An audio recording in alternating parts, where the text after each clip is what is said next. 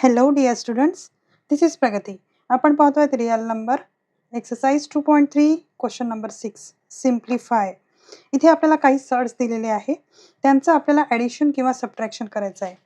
तर पहा मुलांनो, आपण दोन नंबर आहेत, दोनही रॅशनल आहेत. रॅशनलला ॲड करताय, रॅशनल सोबत आपल्याला रॅशनल नंबर मिळतो. दोनही नंबर इररॅशनल असतील तर आपल्याला कधी रॅशनल मिळेल किंवा कधी इररॅशनल मिळेल. पण एक नंबर रॅशनल आहे आणि दुसरा नंबर इररॅशनल आहे तर आपल्याला इररॅशनल नंबरच मिळणार. चला मग ॲडिशन आणि सबट्रॅक्शन पाहूया कसं करायचं. फर्स्ट आहे 5√3 आणि 8√3. आता पहा मुलांनो, ॲडिशन किंवा सबट्रॅक्शन हे लाईक सर्ड्समध्येच होते. आपण लाईक सर्ड्स पाहिले होते, ज्यांचा ऑर्डर सेम आहे आणि रॅडिकंड सेम आहे, ते लाईक सर्ड्स असतात. आता इथे आपण सॉल्व करताना पहा, हे √3 आहे, हा पण √3 आहे, सेम आहे.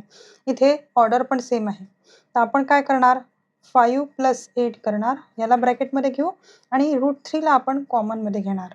तर हे झाले 13√3. हे याचं आन्सर आहे. आता सेकंड वाला पाहूया. सगळ्यात पहिले चेक करायचं, इथे √5 आहे, इथे √5 आहे. आता आपण ह्या √125ला आपण सिम्पलेस्ट फॉर्ममध्ये कन्वर्ट करूया.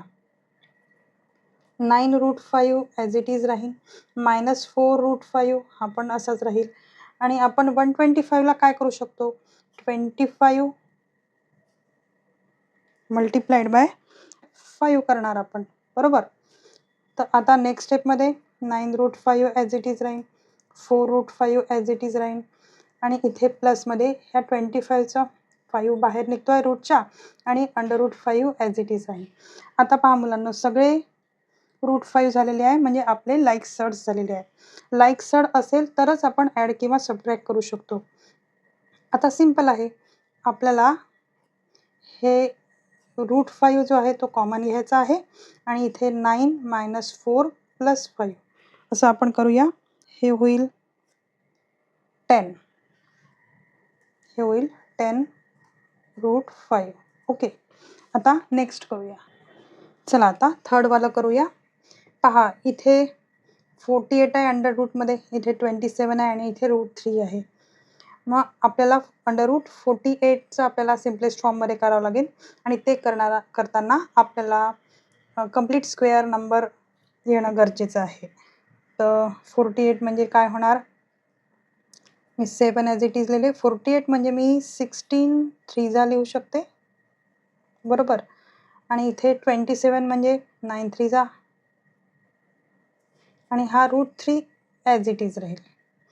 आता इथे 7 × √16, त्याचा 4 बाहेर पडला आणि √3 मी ॲज इट इज लिहिणार.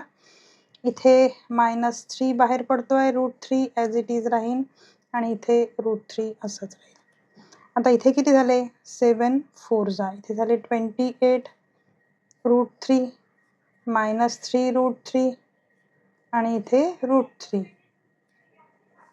आता आपण कॉमनमध्ये लिहून घेऊया आणि √3 हा कॉमनमध्ये लिहिला. 28 -3 आणि -1, इथे काही नाही आहे, याचा अर्थ 1 आहे, 1 घ्यायचा आहे मुलांना. चला तर मग सॉल्व करूया. 28 - 4 किती झाले, 24 √3. चला तर फोर्थवाला पाहूया. इथे √7 आहे, इथे -3/√5, √7 इथे आला आणि इथे 2√7 आहे. सगळ्यात पहिले आपण ब्रॅकेट बनवून घेऊ आणि √7ला आपण कॉमन घेऊया. तर इथे काही नाही, आता आपल्याला 1 घ्यावं लागेल, बरोबर. त्याच्यानंतर -3/5 आणि इथे +2.